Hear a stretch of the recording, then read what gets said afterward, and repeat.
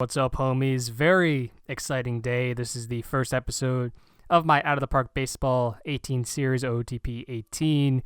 It just dropped today for people that pre-ordered it, so I get to play it a few days early. If you didn't pre-order it, don't worry. It comes out just at the end of this week, so it's March 20th right now. It comes out on March 24th, so don't worry. It comes out very soon, but I pre-ordered it, so I'm lucky enough to be able to play it, 4 days early.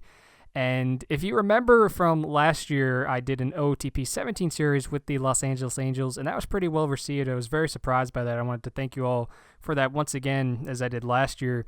So I decided I'd come back and do a series on the new version of this game, OOTP 18. And this year, I'm going to go with the Miami Marlins, a team that, at least at the top, at the major league level, it's more talented than the Angels. But the minor league system, it's just as bad, if not worse, depending on who you ask. So I actually got this from a Keith Law article. So the Marlins, they traded their first rounders from 2012, 2013, and 2015. Their 2014 first rounder is out after Tommy John surgery, and they have only had one pick after the first round, produce even 5 WAR, which is wins above replacement for those not familiar, on his career since 2007's draft produced 2. They also don't spend much internationally. With their top 3 Latin American prospects right now, including 1 acquired in trade and 2 who signed for a total of just $350,000. So they did draft Braxton Garrett last year. He definitely has some potential, but we're really going to have to build up this farm system in order to compete in this division, not only now, but in the future. Obviously now Washington, New York, the 2 big guys on campus, right? So they are the 2 teams that will be competing against right now. But in the future, Atlanta has built a heck of a farm system, a ton of young talent. Philadelphia the same. That's my favorite team, by the way, if you're not familiar. Philadelphia Phillies. I didn't want to do them because I like to choose teams that I'm not too familiar with. So I decided to go with the Miami Marlins just as a nice challenge. So we'll see if we can compete not only this year, but beyond. I envision this going at least 10 years. If you guys want me to go more than 10 years, then we'll cross that bridge when we get to it. But right now, the goal is just 10 years, win a few titles, and bring Miami baseball back to relevance. So before we do that, let's just take a look at the mail and news. So here's a personal message from our owner, the infamous Jeffrey Loria. And he wants us to play close to 500 ball this season. I think we can do that. Upgrade at first base. We'll have to see why he wants us to do that. And he wants us to reach the playoffs in the next 5 seasons. So once again, it's going to be a little tough, especially with the lack of talent we have in the farm system. But I definitely think we can do that. I really do. We built a nice, solid team there in Los Angeles. It just we were never able to win the big one. We had that series against the Pirates, but I believe we lost in 6 games, if I remember correctly. So I really think we can do this here in Miami, though. I think I could definitely turn this thing around, and I'm welcoming the challenge. But before I go any further and take a look at the roster, which is what I'll be doing in episode number 1, I just want to show you guys the settings. So I changed several things before I start any OTP game, and I've been doing that for, a year or 2 now, and I'll leave the settings down in the description. They actually come from a Reddit post on the OTP subreddit. Definitely check it out. Really cool guys over there. A lot of fun. But I just want to see what I changed. So this is how it starts. I use the player rating scale of 20 to 8 like the scouts use. You can also use 1 to 5, 2 to 8, 1 to 10, all the way up to 1 to 100. I'm just more comfortable with 20 to 80. That's what the Major League Scouts use, so that's what I chose to use. I've enabled owner goals, and I'm using the complete coaching system. For save game logs, we're only doing it from human organizations. It starts with, I believe, all major leagues, but I'm just doing human organizations. For players and face gen, I'm doing all players on demand as well as all coaches, scouts, and managers. I have disabled baseball cards, and I've disabled the option where you would load player pictures automatically. Now for player development settings, this is pretty important. They all start at 1, these 4 right here, aging speed and dev speed for both batters and pitchers. I dropped the aging speed down to 0.750, and I also dropped the aging speed to that same amount. I've seen that that's a good suggestion. And the talent change randomness, I've changed it to 145. Starts at 100. I changed it to 145. Going now to AI settings, training difficulty, very hard. That's the hardest difficulty, and heavily favored prospects. So if you keep it at average, most people would know that you can pretty easily fleece the AI teams. When it gets to very hard and heavily favored prospects, you can still do that, but it's a little more difficult. And I will say this right now, I'd like the series to be realistic. I'm going to try to be as realistic as I possibly can be. So that means I'm not going to try to sign Manny Machado and Bryce Harper and then Mike Trout. I'm not going to try to do that. I'm trying to just make this as realistic as possible, not fleecing AI teams, and just doing things that would seem realistic. So hopefully I can do that. You guys definitely just let me know. If I ever do something unrealistic, let me know, and I'll try to fix it. But for player evaluation AI settings, I use 25-40, 25-10. People suggest 40-30, 20-10. Other people suggest 25 down the board. Whatever you want to use, it's better than what the game comes with, supposedly. So I use 25-40, 25-10, and that actually changes the range. So you see if I click this apply changes now, the player ratings have been updated and adjusted. So if my player ratings look a little different than yours, that's probably why. And I believe, yep, that's all that. So going to league settings, I want to see what I changed here. I don't think I changed anything in rules. Financials I did. So financials, I disabled the player development budget in that Reddit post I mentioned earlier about. It says that it doesn't really do anything, and in my experiences, I can't really tell what it does, so I always disable. I've never really been able to tell a difference when it was enabled versus when it was disabled. So I disable it, but it's ultimately up to you. If you want to keep it off, it makes you feel better, go ahead. It might have some effect. I changed a couple of award names. So this is normally the Platinum Stick. I changed it to the Silver Slugger, and this comes as the Great Glove. I changed it to the Gold Glove Award. And I believe that was all I changed. Historical stats and AI. Yes, it is. All right. So that's all I changed. As I mentioned earlier, I'm going to leave those settings down in the description in case you guys want to use them in your saves. But having said that, let's take a look at the roster. So at the Major League level, at least, it's all led by Giancarlo Stanton, 27-year-old right fielder. Now, he's signed through 2028, but as you guys remember, that huge contract, it has that player opt-out after the 2020 season. So hopefully we can build this team up well enough to entice Giancarlo to stay with us until, I suppose, 2028. That's a long time. That's over 10. That's crazy to think about, honestly. That's over 10 years away. He might be on the team for the entirety of this YouTube series. That would be crazy. But as you see here, he's going to be making a lot of money after that player opt-out season. So hopefully, as I mentioned, we can build up enough talent around him and make a couple World Series runs while he's still on the roster and while he's still in his prime. That's the goal.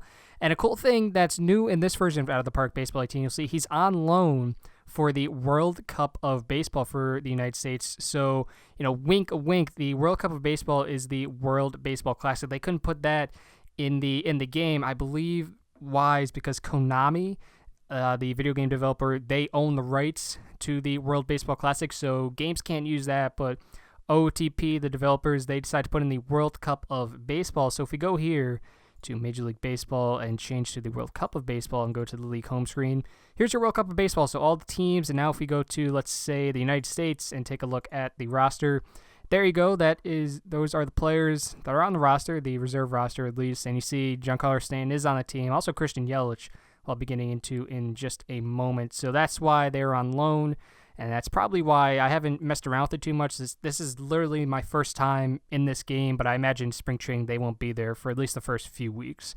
I imagine that's how it'll go, but regardless, let's go back to the rosters. Kyle Barraclough, a very solid relief pitcher. The control, it's a little iffy. Normally, I like to get guys with high control ratings. I've seen that it correlates well when it comes to finding good both relief and starting pitchers. If they have that high control rating, normally, more often than not, they'll be really good pitchers. So that control rating, it's a little scary, but we'll see. And if it doesn't work out, we can trade him. He definitely has a lot of value, clearly. 4.5-star overall, 5-star potential. He's only 26 years old, making only $535,000 this year. That's the minimum.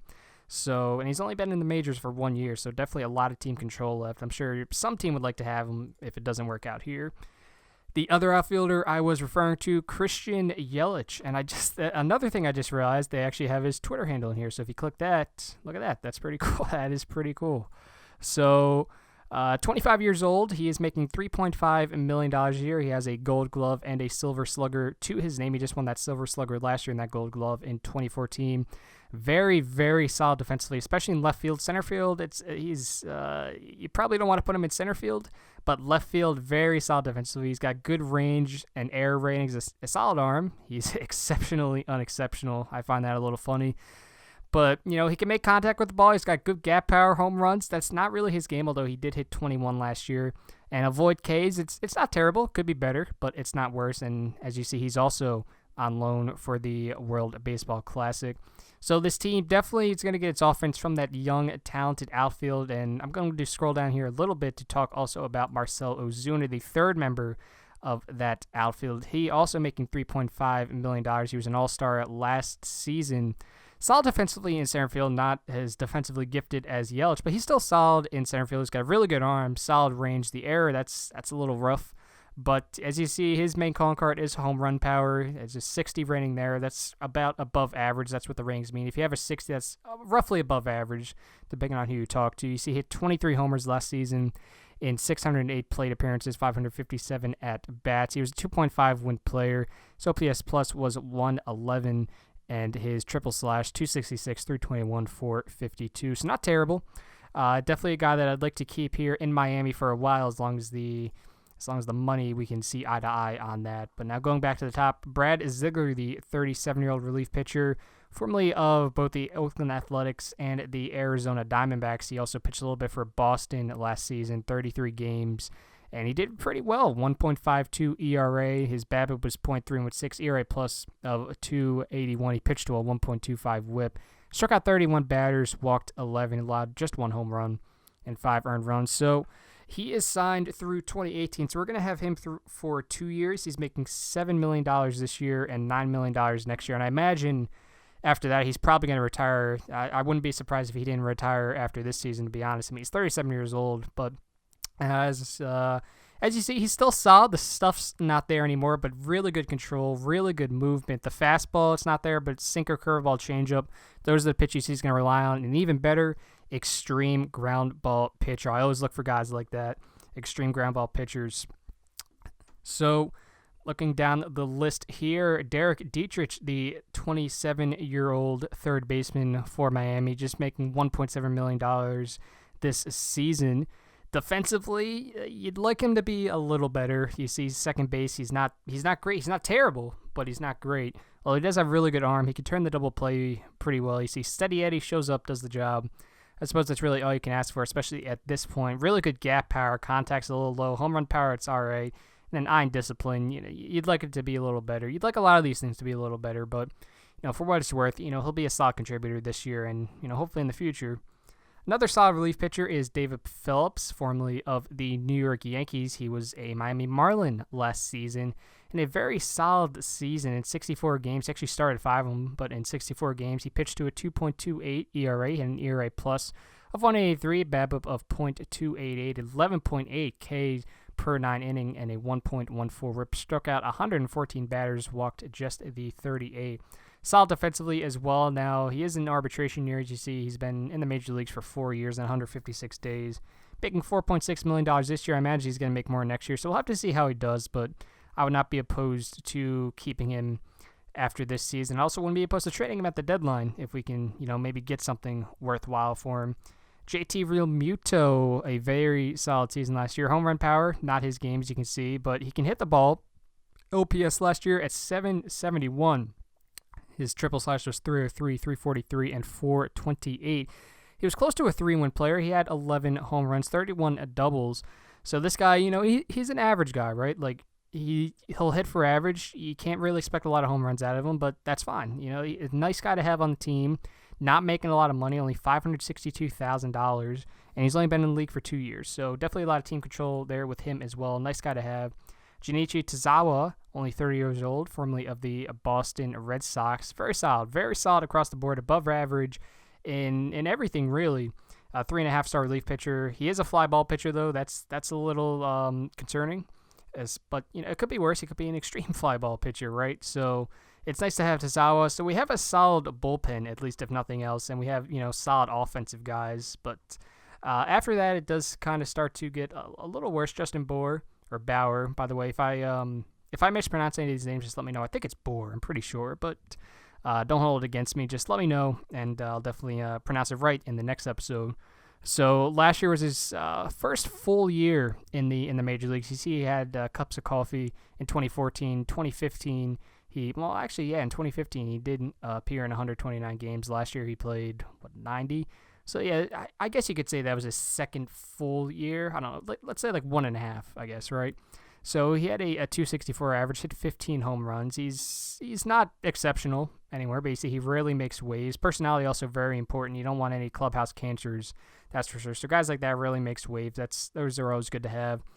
I can see why Loria wants us to upgrade at first base for sure, but I think at least for the next few years, you could do a lot worse than Bohr for sure.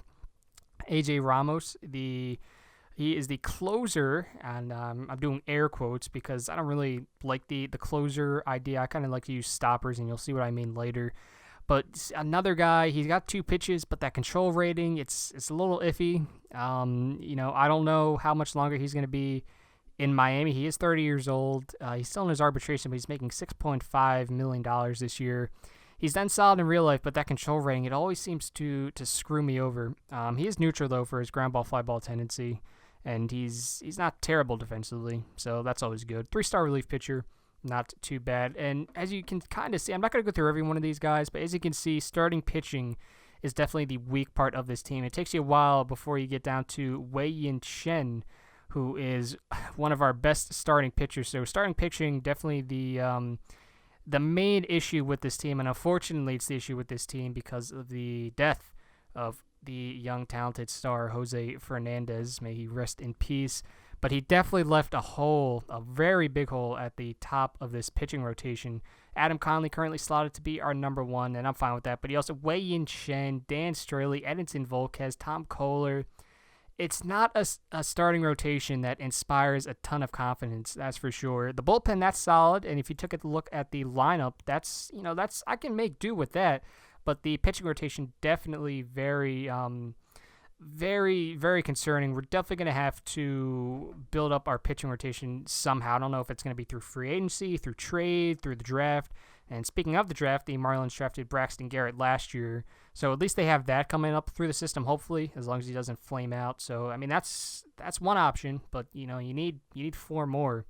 Although Adam Conley, looking at his statistics, it seems like he could stick around for a while. He's not exceptional, right? But he's solid. He could be a solid, I think, in like a good rotation, right? Like he could be a solid 3, I believe. He's got 3+ pitches, controls right there. He could be better, but right now it's about average. He can hold runners. He's got stamina to pitch deep into games. And last season, he did good. In 25 games started, he pitched to a 3.85 ERA, 3.06 BABIP, a 1.09 ERA. Plus, he was close to a 2-win player. He struck out 124 guys and walked 60 to 13 home runs allowed. And he still has team control, a lot of team control. He's only been in the league for a year and 23 days, and he's making the minimum this season. So he's a guy that hopefully will stick around for a while. As I mentioned, he's only, 26 years old. So, hopefully for the next 5 years, we can see him in Miami. But the other 4, especially Straley, last year, I feel like he kind of got a little lucky. But, as you see there, 242 BABIP, that's a little unsustainable, especially looking at how he had done in the majors, but in his career. So I doubt this guy's going to stick around. And I say this guy, I mean, he was, back in the day, he was, a pretty solid pitching prospect in the athletic system, but, now it's, you're kind of lucky if this guy doesn't kill you. You see extreme fly ball pitcher. He has 2+ pitches. The curveball, it's, the slider, it's okay, I suppose, but he has control, right? So that's good, I suppose. Edinson Volquez, Tom Kohler. Tom Kohler, he's kind of interesting. I wouldn't mind sticking this guy in the bullpen at some point, although he is 30 years old. I don't know how much longer he's going to stick around, especially if we can find better alternatives. But who knows? Maybe this guy can be a solid, long relief guy for us in the future. But now taking a look at the minor league system, and actually I kind of want to go to this and then reports. And yep, top prospects. So you see our top prospect, as I mentioned earlier, Braxton Garrett. They just drafted him last season. He's currently at the Gulf Coast League team for the Marlins. You see, he's projected to be a solid pitcher, right? He'll have that solid stamina, 2.5-star potential. Hopefully that goes up. He is a baseball rat. He's the first one to the park and the last one to leave. Really scrappy guy. It seems like really gritty, a pro's pro. Someone you'd love your daughter to date. It seems like just based on that personality. But it seems like if everything goes according to plan, he'll have 3+ pitches. He'll have that control going for him. The stuff in the movement, it won't be exceptionally high, but it could be a lot worse. So hopefully this guy could turn out to be good. A left-hander too, 6'3", 190. So hopefully it works out with him. So we have Garrett, and then after that, it really starts to go downhill. We don't have a lot, especially like you might see here, like top prospects for batters. You might see that we have a lot of them, but that's not saying much. A lot of these guys, they're never going to develop into solid guys. I mean, especially you see like 24, 25 years old, and they're like our top 26 years old, and they're top prospects for us. Like Brian Anderson, he's never going to develop into anything special, it seems like. I mean, he's a solid defensive guy, right? Like those are always good to have maybe on your bench, but for him to be a top prospect of ours, that's a little concerning. So outside of Garrett, we really don't have a lot. But, what are you going to do, right? The main goal over the next several years is just to draft well, acquire young talent, and hopefully by the time that the Nationals, hopefully they'll start to decline. I mean, their farm system, it's a little rough compared to what it was this time a year ago, since they just traded a lot of them this offseason. But hopefully by the time the Nationals start to decline, we'll be in a solid position. I don't know what the Mets will do long term. As I mentioned earlier, the Braves and the Phillies, they're building up solid farm systems, both of them. The Braves, I'd imagine it's a little better, but once again, that depends on who you ask. But it's going to be tough, right? Like right now, we're competing with the Mets and the Marlins, or the Mets and the Marlins. Well, yeah, I guess we are kind of competing with ourselves to make sure we don't suck. But right now, we're competing with the Mets and the Nationals, and in the future, we're going to have to compete with the Braves and the Phillies. So it'll be tough, but as I mentioned, I think I could definitely turn this team around. But I think that's all I wanted to do in this episode. Just take a look at the roster, see what exactly we're working with, see the goals, and I forgot to mention Martin Prado. He's on the DL. We have him until 2019. You see right now he's out. He'll be back on March 5th, or that was the day of his injury, March 5th. So he'll be back in 3 weeks, and he's definitely a guy that we're going to like having on the Major League roster. Solid defensively. He doesn't really have a lot of speed, but good at the plate, so it's really all I can ask for. And then Jeff Locke, I imagine he'll probably find a spot in our starting rotation at some point or another, but just based on that awful starting rotation. But having said that, I want to thank you all for checking this video out. I would like, the goal is to try to upload one of these every day, with the exception of probably Sundays, because I tend to work most Sundays than not. So one episode every day with the exception of Sundays, and that way we can get through a lot of years pretty quickly. In the next episode, we're going to start the simulation process. I'd like to get up to the Major League Draft and then go from there. So once again, thank you for watching, everyone, and I'll see you in the next episode.